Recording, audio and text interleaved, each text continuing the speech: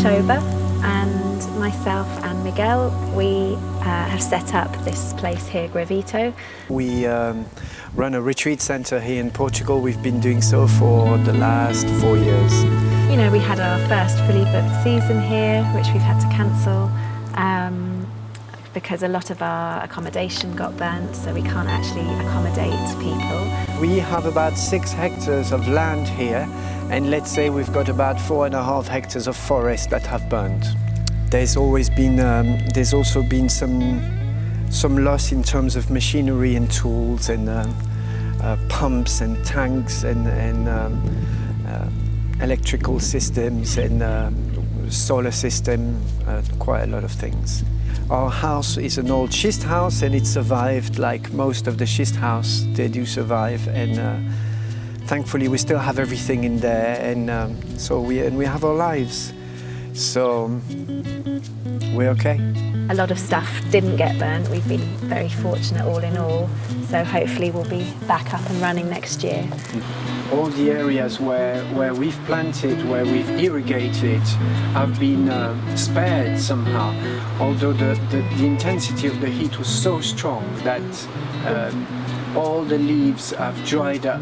I found it so eerie how quiet the dust was, because in the weeks up to that we'd been noticing just how raucous and riotous the birds were becoming. We can't just continue in the same way as we've been working, even though we had in place a permaculture project. We were working on reforestation already. We'd worked on 1 hectare of our land where we started taking off all the eucalyptus and inoculating the eucalyptus with mushrooms. The sort of unknown, and the thing that we haven't done before, is we're going to really have to look and work with the land in a different way, because in order for us to stay here, we need to feel that what we build here is safeguarded and isn't just going to get razed to the ground every 10 or 20 years, which is what is happening with fires at the moment.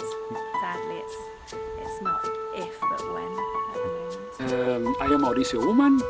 I am a permaculture designer and educator. I am working on consultancy, doing projects exactly on regenerating lands and also regenerating human landscapes in a way that we can really create a possible sustainable future.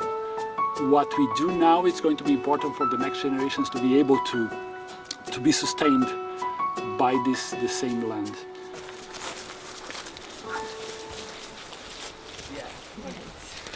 No, it is still alive, Miguel. It didn't burn anything. Maybe next winter they're already going to be starting on being green, but they're going to take a long 2, 3, 4 years to recover.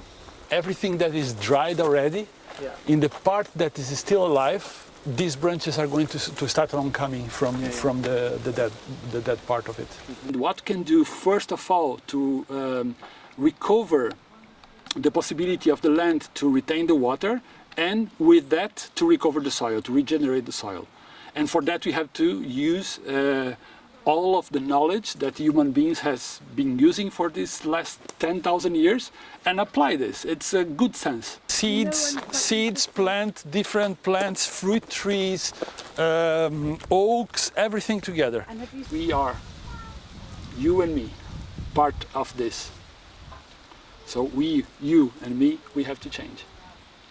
And everyone that is around us should also gather to apply some wisdom that is emerging from this.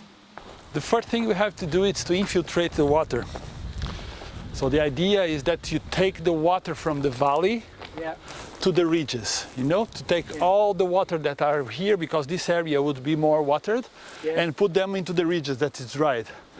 And there in the ridges, using this water to plant still lots of deciduous plants. So there's no meaning on making small islands of good design, because the whole land is burned. So we have to look at this in a way that the problem shows us that the solution has to be a larger solution, an upscaling solution, and not only looking at the small dots of islands of regenerative actions. We really have to go further on the landscape level, and not only on the landscape level, but the humanscape level. Yeah. The thing here is that you have to see how is it the soil now in terms of pH, and to see what kind of organic matter we want to put. It's a little bit sandy, the soil, right? It is. There's some lime on it, yeah. Yes, it kills millions of processes, and kills millions of bacteria and lots of bugs and lots of insects and fauna. Everything that is alive is burned and killed, yes. After 1 year, or in that same year, it's going to be really productive, because the plants are going to be fed on the dead animals that are there. Okay, so you have lots of bugs, insects, microfauna and macrofauna that are going to be dead. So it's going to be fertilizer for the plants. The best thing we can do is really to terrace. Yeah. Terrace, and in the parts that are really steep, make swales with the slight inclination to the ridges. Yeah. And seed it all, and full of organic matter. We have seen today already some of the trees that has been fallen and burned already sprouting. Just a little bit of water and the conditions, because there's lots of minerals and lots of food now in the soil because it's burned, for these seeds to grow. So they're going to grow like hell, because in nature there is no uncovered soil like we do in the field. In the fields of monoculture, we uncover the soil with the tractors, but what nature does is really to cover, like a pulling up a sheet, you know? In 15 days, I'm going to have a permaculture design course in my land. Yes. It will be amazing if you could come. Uh-huh. And in the course, we could use the course to observe this land and to make a project in the course for the land. And you're going to have people just focusing on creating solutions for what can be done here. It will be amazing. And it will be amazing that if you could come, really. I would love to come, yes. Because if we could develop a sort of methodology that can be slowly taken into different sites, and then we build up a sort of portfolio of projects that can be presented to the authorities and saying, hey, look, we have a system, this is working. People are coming to a retreat, they're coming to do a retreat, but they're Learning. And they're part of a program, a bigger program, an ecological program, a reforestation or regeneration program. And I think that's the element that is going to be different from what we had before. Today we had the first proper rain, and as we were walking a little bit, I could see already the ferns popping up, which is a really good sign. It's incredible how